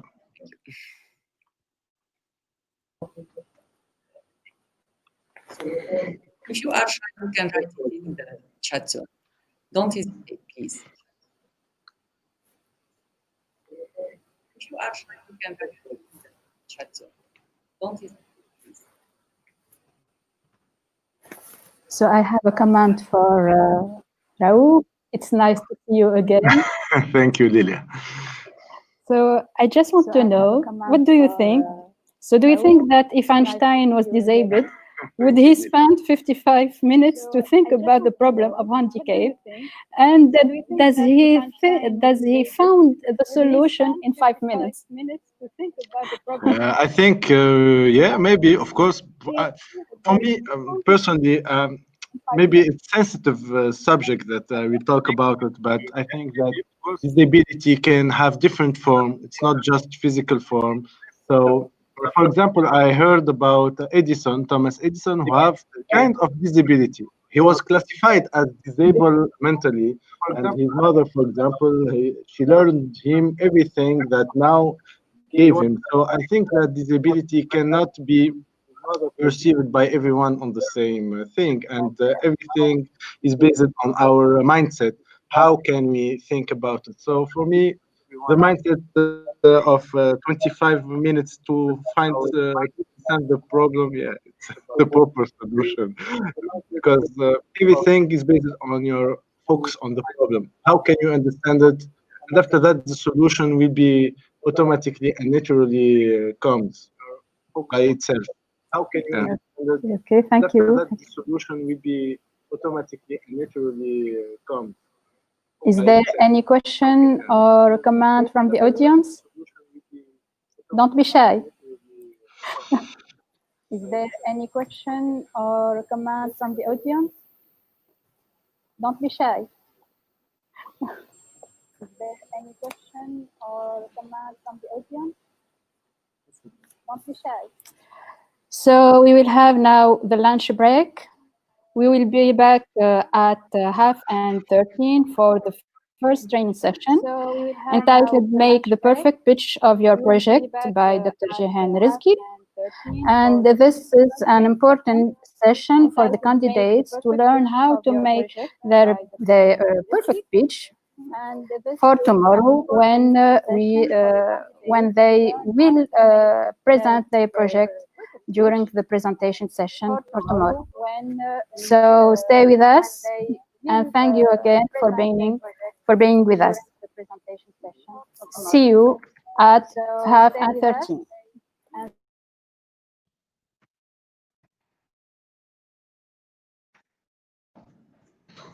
avec plaisir. بعافية. حاولت نسامبليفي au maximum. كل مرة en fait tu changes la méthode.